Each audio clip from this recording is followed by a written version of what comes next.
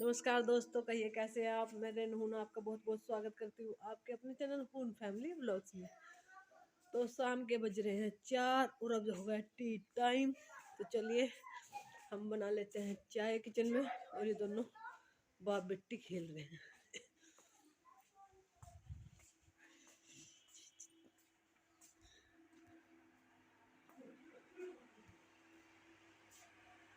ये मेरी चाय, दूध मैंने डाल दिया है चाय में।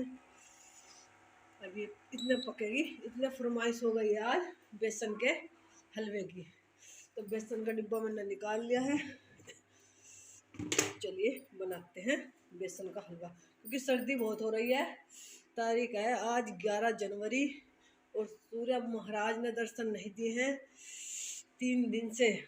और यह सुबह दूध भिगोया था तो ये मक्खन रखा हुआ है। और देखिए हमारे कितनी गोभी रखी, 2 गोभी के फूल ये रहे, एक मैंने बना लिया। सबसे पहले तो हम कढ़ाई रख लेंगे गैस पर, गैस चला के और उसमें डाल देंगे अच्छा खासा घी। जिस क्वांटिटी के हिसाब से आप अपना बना रहे हैं हलवा, तो उसी क्वांटिटी के हिसाब से अच्छा घी डाल दीजिए। और घी, सर्दी हो रही है बहुत ज़्यादा, तो घी नहीं निकलता डब्बे में से, बहुत मुश्किल से निकलता है। और तब तक मेरा हलवा बनने की तैयारी हो रही है। तो अगर आपको मेरी वीडियो अच्छी लगे तो लाइक करें, मेरे चैनल को सब्सक्राइब करें। और अगर आपको कोई भी डाउट, कोई भी बात हो तो कमेंट मुझे ज़रूर करें। मेरे चैनल को सब्सक्राइब कर लें, मेरी वीडियो को लाइक करें। अगर अच्छी लगती है, प्रेशर की कोई बात नहीं है आप पे, अगर आपको वीडियो अच्छी लगती है तो लाइक करें। इधर बन रही थी मेरी चाय इंडक्शन पे, और इधर ने दूसरे चूल्हे पे रख दिया था पानी हलवे के लिए। अगर हलवे में गर्म पानी डालते हैं तो खद खद का जो होता है उबाल, वो भी अच्छा आता है हलवे में, और टेस्ट भी बढ़ जाता है हलवे का। घी गर्म करने के बाद मैं डाल दूँगी इसमें बेसन, और जब तक बेसन भुनेगा हम कर लेंगे अपने छोटी मोटी तैयारी। बादाम काटना, गोला ग्रेट करना, ये छोटी मोटी तैयारी किचन में चलती रहती है। और सर्दियों में क्या है, खाने की फरमाइश बढ़ती रहती है सबकी। काम करने को कोई चलता नहीं, पर फरमाइश खाने की अपना चलती रहती है। तो मुझे इसमें थोड़ा सा घी कम लगा था, मैंने और डाल लिया। देखिए अपने स्वाद और उसके ऊपर बात है भाई, कितना कोई खाता है। तो मैं तो कंजूसी इन चीज़ों में करती नहीं, क्योंकि एक यही बचता है इंसान को, खाना ही। सारी ज़िंदगी कमाता है, कमा के इतना भी क्या करेगा कि अच्छी तरह खाया भी नहीं। तो मैं तो अपना जोड़ती भी हूँ, ऐसा नहीं है कि जोड़ती नहीं भाई। अपना घी दूध जब काम कर रहे तो जोड़ेंगे भी और खाएंगे भी। बेसन को मैं अच्छे से भून लूँगी। इधर नैना के पापा खड़े थे फ्रिज के पास ही, तो उनसे भी बातें करते जा रहे थे और अपना बेसन भी भूनता जा रहा था। हम दोनों का यही है अपना। इधर ये भी आ गए थे मेरी हेल्प करने के लिए, कहने लगे लाख गोला मैं कस दूंगा तो इतने हलवा बना। मैंने इतने बादाम भी काट लेते, बादाम में ऊपर हलवे में नहीं डालती, ऊपर से डाल लेते मैंने अपने हलवे में और इनके हलवे में, क्योंकि मरी पर खाए नहीं जाते। फिर गोला तो वे कसा हुआ खा लेती हैं, पर उन पर बादाम नहीं खाए जाते, तो इसलिए मैं अपनी अपनी प्लेट में डाल लेता दोनों में जो हलवा। इधर लाइट भी भाग गई थी, फिर इसमें उबाल भी नहीं आता मेरी चाय में। फिर मैंने दूसरे गैस पे अपनी चाय रखी इतने कि भाई इतने उबाल आ जाएगा इसमें, और बस फट। देखो भाई, कोई कोई बहू बेटी या लेडी ऐसी होती है कि वो काम करने से थकान मानती है बहुत, कि हम तो थक गए, इतना काम होता है घर का, इतना काम होता है। मैं थकान नहीं मानती कभी भी, चाहे मेरी तबीयत भी ख़राब है और मेरे 4 मेहमान आ जाएँ तो मुझे बड़ी खुशी होती है कि भाई खाना बनाऊंगी, ये बनाऊंगी, वो बनाऊंगी, खाने में नई नई तरह की चीज़ें बनाऊंगी, डिश बनाऊंगी। अगर कोई मेरी तारीफ़ कर दे तो मुझे बहुत खुशी होती है कि भाई खाना बहुत अच्छा बन रहा था। तो उन्होंने इधर गोला भी कस दिया और हम बात करते जा रहे हैं। और इधर मेरा बेसन भी भुनता जा रहा है। बेसन भुनने के बाद इसमें डाल देंगे बेसन अच्छा भुनना चाहिए, डार्क हो जाना चाहिए उसका कलर, डार्क।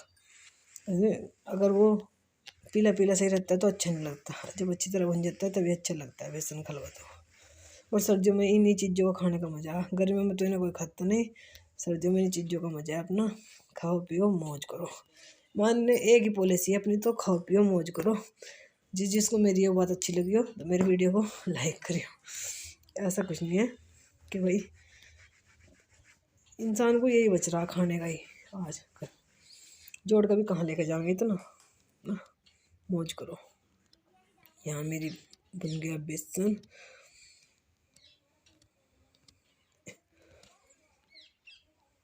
देखिए, और नैना का इस टाइम पता नहीं कहाँ है। नैना मुझे लगा शायद अपनी माँ जी के पास कमरे में बैठी है, वो भी हलवे का और चाय का इंतज़ार कर रही है। इस टाइम से भी चाय पिला देते हैं। और उसे नमकीन भी चाहिए, जो मैंने नमक वाले बनाए थे वो भी चाहिए उसे, तो वो भी दे आऊँगी एक कटोरी में। और मुझे घी कम लग रहा था अपने हलवे में हिसाब से, तो मैं और डाल दूँगी। इसके पापा कहते हैं ना कि कितना घी डाल लेगी, बस और रहने दे। मगर वो तो मुझे पता कितना घी डालना है मुझे। अब ऐसा रूखा सूखा बना देंगे तो वो अच्छा नहीं लगने का टेस्ट में, फिर खाने वालों को मज़े नहीं आता, तो फिर अच्छा नहीं लगता। अभी बन जाएगा तो इसमें डाल देंगे चीनी और पानी।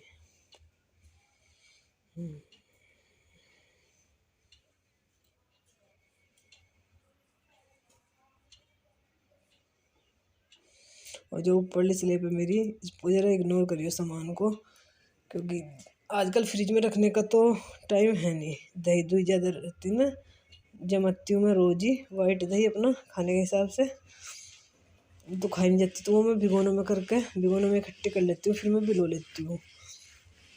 और सब्जी जो टमाटर अदरक हरी मिर्च रहती है वो भी ऊपर स्लेब पे रहते हैं। ये किचन इसी तरीके का बनाया हुआ है कि भरा भरा ही लगता है फिर भी। घी का डिब्बा खाली हो गया था ये, तो मैंने ये साफ करके ऊपर रख दिया। इसे भी बर्तनों में रखेंगे। बार बार मेरी चाय उबल रही है, तो उसे भी देखना पड़ रहा। और अब मेरा बेसन अच्छे से भुन गया। अब इसमें डाल दूँगी मैं पानी और फिर डाल लेंगे टेस्ट के हिसाब से अपना मीठा। और जो छोटे कुकर रखा है मेरा यहाँ से, उसमें तो आज पोपट हो गया हमारा। वे रखे थे मकई के दाने, तो ये कहने लगे कि इसकी पॉपकॉर्न बन जाएगी। मक्खन लगा के इसमें कुकर में मक्खन डाल के और नमक डाल के ना रख दे भुनने के लिए, भुन जाएंगे, पॉपकॉर्न बन जाएगी। लेकिन पॉपकॉर्न तो बना नहीं, कुछ और ही बन गया था इनका तो। फिर मैं डाल दूँगी इसमें चीनी टेस्ट के हिसाब से, टेस्ट के अकॉर्डिंग। है नैना के पापा ज़्यादा मीठा करते हैं, उन्हें फिर भी ये हलवा थोड़ा फिक्का लग रहा था। कह रहे थे कि फिक्का बना रखा तुमने, तो फिक्का बना दिया थोड़ा, मुझे फिक्का लग रहा। अम्मा जी को ठीक लगा, मुझे भी ठीक लगा, उन्हें फिक्का लग रहा। फिर चाय के साथ बैलेंस कर लिया था उन्होंने कि नहीं चाय के साथ तो ठीक लग रहा मुझे। तो सबको अपना अपना टेस्ट होता है। अब मेरा हलवा हो जाएगा तैयार। अब इसमें जो ग्रेट किया हुआ गोला है वो डाल दूँगी, और मैं इसमें बादाम डालने, बादाम ऊपर से डाल लेंगे दोनों की प्लेट में।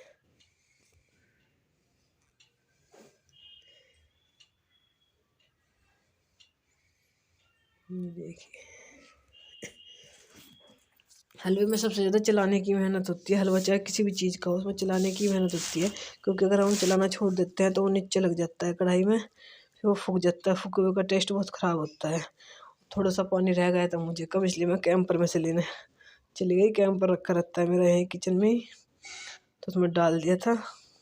अब अच्छे से उबाल आने देंगे, चलाते रहेंगे इतना इसको, क्योंकि नहीं तो गुठलियाँ पड़ जाती हैं, फिर बेसन की गुठलियाँ बन जाती हैं, फिर वह अच्छी नहीं लगती हलवे में। अच्छे से चला लेंगे और ये डाल देंगे गोला। कमेंट करके बताना आप किस किस को बेसन का हलवा पसंद है। वैसे तो ज़्यादातर सबको ही पसंद होगा, और सर्दियों में तो खासकर। सर्दियों में तो किसी भी चीज़ का हलवा मिल जाए, आटे का, बेसन का, सूजी का, गाजर का, किसी भी तरह का। तो गाइस देखिए, ये मेरी चाय भी बन गई और मेरा हलवा भी बन गया। चाय भी बन गई, हलवा में मैंने ऊपर से नहीं डालने थे मेरा हलवा भी, और मैं उन दोनों को दे के भी आ गई थी इसमें, और हलवा में उन दोनों को दे के आ गई। और आज देखिए हमारा हो गया पोपट। ये थे मकई के दाने, तो कहने लगे कि मक्खन और नमक डाल के इनकी भी बन जाएगी पॉपकॉर्न। तो इनका तो कुछ ऐसा बन गया, खराब हो गया बिल्कुल। कुकर और बेकार हो गया मेरा, सारा कुकर काला हो गया। तो चलिए अब मैं इसकी ढाल लेती हूँ सब चाय, अम्मा जी की और नैना के पापा की, इनको दे देंगे चाय। तो मिलते हैं आपसे थोड़ी देर के। नैना कैसा लग रहा हलवा? कैसा लग रहा हलवा? अच्छा, तो चलिए चाय पानी तो सबका हो गया शाम का। बेसन का हलवा और चाय। अब मैं उतार लेती हूँ कपड़े, क्योंकि कपड़े जो धुले थे तो सूखते तो है नहीं, वे गिल्ले ही रहते हैं, तो उतार लेती हूँ मैं। उतार लेंगे। और दूध रखा हुआ है हाल में 5 बजे, इसे मैं